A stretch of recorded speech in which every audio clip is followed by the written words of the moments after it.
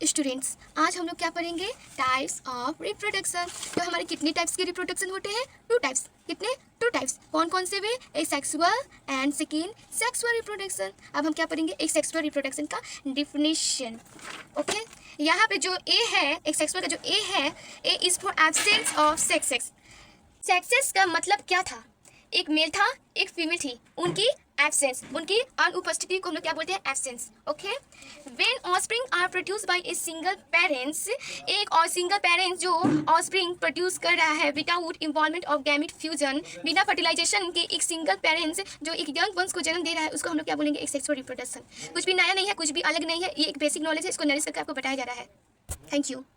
अब क्या पढ़ेंगे बच्चे लोग? ए सेक्सुअल रिप्रोडक्शन का characteristic. A single parental involve uniparental condition.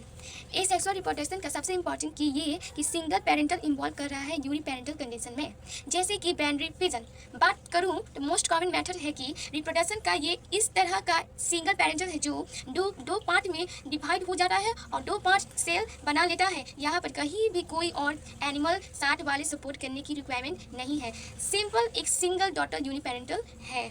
Second, no fertilization, the gamete नहीं, तो फर्टिलाइजेशन क्या होगा? हेलो स्टूडेंट, क्या आप लोगों को पता है वाटर हाइसेट जिनको हम टैरो ऑफ बंगाल बोलते हैं? अगर मैं वाटर हाइसेट की बात करूं, वे एक्चुअल में ये बहुत सुंदर दिखने वाला प्लांट है।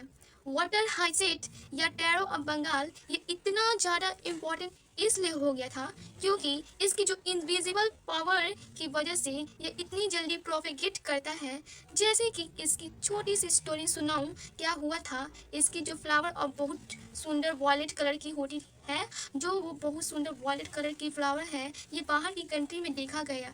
ये बहुत सुंदर है, ये हमें अपनी कंट्री में लगाना चाहिए। जस्ट इसके बाद क्या हुआ, हमको ये चीज़ बाद में रियलाइज़ हुआ, इसकी जो प्रोपेगेशन पावर है वो बहुत फास्ट है, यानी हम इसको निकाल रहे हैं, तोड़ रहे हैं, उससे ज़्यादा ये जल्दी स्प्रेड हो रहा है। पूरी वाटर बॉडी ऊपर ये फैल जाता है। कुछ इस तरह का दिख रहा होगा। जब ये पूरे वाटर बॉडी के ऊपर फैल जाएगा, इसके बाद ऑक्सीजन नीचे से खींचेगा। ऑक्सीजन की कमी से हमारी मछलियाँ, वेजिटेटिव जो भी प्लांट्स हैं, वे मर जाएंगे। बहुत बड़ा ये सर दर्द हेडेक बन गया था, इसलिए जो है वाटर हाइसेट ऑफ टैरो बंगाल, इसको हम बोलते हैं, ये बहुत ज़्यादा इम्पोर्टेंट है। ओके,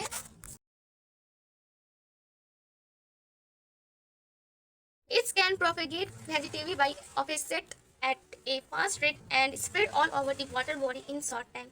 ये इतना जल्दी स्प्रेड होता, इतना तेज़ी से ये स्प्रेड होता है बिना मदद के, इतना शॉर्ट टाइम में ये बहुत ज़्यादा चीज़ है, जो फ्लावर है, ये प्लांट से बहुत ज़्यादा स्प्रेड होता है।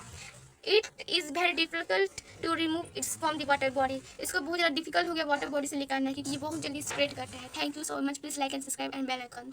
Thank you.